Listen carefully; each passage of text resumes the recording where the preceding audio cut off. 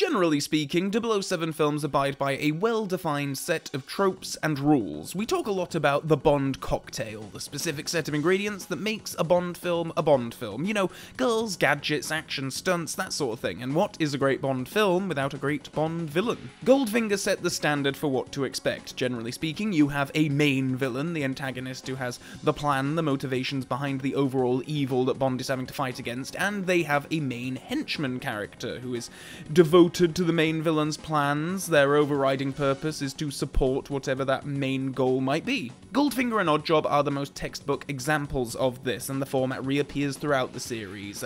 Blofeld and Irma Bunt, Zorin and Mayday, Sanchez and Dario, Carver and Stamper, Blofeld and Hinks. The list is endless. Sometimes the main villain will have an ensemble of henchmen, such as in You Only Live Twice or Live and Let Die, and in especially rare circumstances there can be some blurred lines as to who really constitutes the main villain of their respective film. For instance, I'd say that Largo is the main villain of Thunderball, despite him technically working for Blofeld, carrying out Blofeld's overall scheme, but Largo's much larger presence in the film is conflict with Bond via Domino.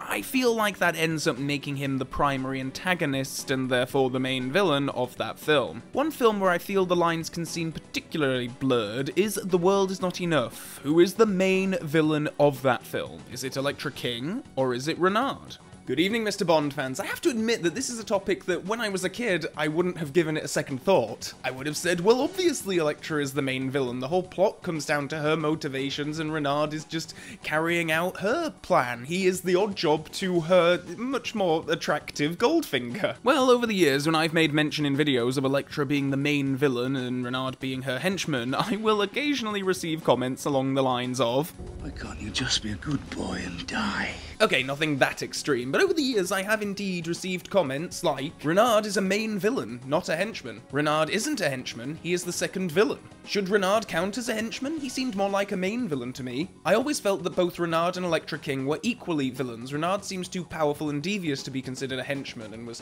very close with Elektra. It was more like they were working together on their own agendas. Personally, I wouldn't call Renard a henchman, more like one of the main villains. Technically, I guess he is the henchman of Elektra, but it just feels weird calling him one. I've always just seen Elektra and Renard being equal parts main villain. Before making this video, I was curious to see if there was any real kind of consensus on this, so I put out a poll on YouTube and over 5,000 people voted. Thank you very much if you're one of those people, and 76% voted to designate Elektra as the main villain of the film. 10% voted for Renard and 14% voted for both. I wanted to give both as an option, as there are a few cases in Bond where I feel like it's a bit trickier to identify a singular main villain. Octopussy, for instance, as both Kamel Khan and General Orlov working in tandem, but both have their own particular goals regarding their villainous scheming, Orlov more ideological and Khan more financial. The Living Daylights, too, features Koskov and Whittaker, each with their own goals despite working on the same scheme. Whittaker is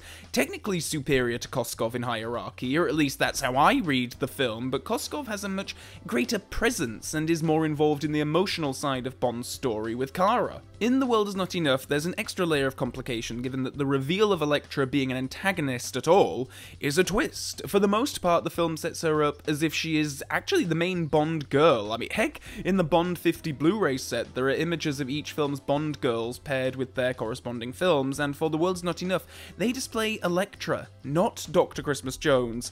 Sorry, Denise, I still love you. As such, Renard gets the kind of setup that Bond villains usually get. We learn about his dastardly history through a briefing scene, he gets a cool, devil-like introduction into the film, and up until about halfway through, we assume it all comes down to him. Until, of course, he reveals that he shares a motto with Elektra King, and this sets the cogs of conspiracy turning in Bond's head, though the subtlety of the moment may fly over some heads. But then again, there's no point living if you can't feel alive. Huh? Ultimately, Elektra's schemes come down to manufacturing a nuclear meltdown in Istanbul to sabotage the oil pipelines in the Bosphorus, which means that her own pipeline elsewhere in Turkey would become highly valuable, and she would be fulfilling, she believes, her mother's legacy. But why? Because the existing pipelines from the Caspian Sea go to the north, here. The oil is put on board the tankers, shipped across the Black Sea down to Istanbul. The explosion would destroy Istanbul, contaminating the Bosphorus for decades. And there'd be only one way to get the oil out. Yeah, down south, to the Med. The King Pipeline. Renard became involved with Elektra after kidnapping her prior to the events of the film, holding her to ransom before she was rescued. M advised Elektra's father not to pay the ransom money, and this is a great source of resentment for Elektra, motivating her to kill her dad and attempt to kill M. You used the girl as bait. Yes. He often spoke of how compassionately you advised him on the best course of action during my kidnapping. While we only learn details of the kidnapping through briefings and exposition, it is a pretty huge motivator for a lot of what we see in the film. And certainly in places, the idea is posited that through the effects of Stockholm Syndrome, we're to believe that Elektra was kind of forged as a villain as a result of that kidnapping. It's called Stockholm Syndrome. Common in kidnappings. Young, impressionable victim. Sheltered. Sexually inexperienced. A powerful kidnapper. Skilled in torture, manipulation. Something snaps in the victim's mind. This is interesting as it kind of suggests that Renard created Elektra the villain, essentially. If she hadn't been kidnapped, she'd never have gotten the idea to explode a nuclear submarine in Istanbul. And I've seen people argue that that essentially makes Renard the main villain of the film. I mean, the whole thing is Elektra's plan, ultimately, but it all kind of leads back to his kidnapping of her and the Stockholm Syndrome. And yet, when Elektra is doing her villainous monologuing later in the film, she's harkening back to her mother and resentment about her father, which suggests that her issues maybe go back just a bit further than the kidnapping incident. I'm going to redraw the map. And when I'm through, the whole world will know my name. My grandfather's name, the glory of my people! A little while ago, I did a video with David Zaritsky of The Bond Experience. We were talking about The World's Not Enough, and in that conversation, David posited that Elektra is a master manipulator, and that everything we see her do in the film is manipulative. She doesn't really have claustrophobia, she just behaves that way to lure Bond in, to gain his sympathies, and we can extend this art of manipulation to Renard as well. I mean, to what extent did she flip the situation when she was kidnapped? And whilst seemingly the captive, she actually influences Renard to ultimately become subservient to her. He actually ends up being the one suffering from Stockholm Syndrome as a result of being stuck with her, rather than the other way around. When I realized my father wouldn't rescue me from the kidnappers, I knew I had to form another alliance. You turned Renard. I think it's very interesting to speculate about to what extent did Elektra either manufacture her own kidnapping to get to Renard and she knew what she was doing going into that whole thing, or whether the kidnapping was indeed a surprise to her and she just rolled with the punches and figured, hey, this terrorist dude could be really useful to me. Indeed, of the two characters, I think you end up feeling somewhat more sympathetic towards Renard at a couple of points. I mean, he's going to his death in service of Elektra and he's clearly obsessed with her, but frustrated at his own impotence, and you get the sense in his performance, or I think you do, that he has some self-awareness about what has happened, and that he has been manipulated into this position, but hey, we've come this far, can't stop now, better set off that nuclear sub. The lyrics of the title song, The World's Not Enough, are from the standpoint of Elektra, and it's interesting thinking about them in relation to the plot. It feels like some of these passages fit perfectly with the idea of Elektra seducing Renard over to her point of view. Together we can take the world apart, my love, and all that. I was curious to hear if the director of the film itself, Michael Apted, had any kind of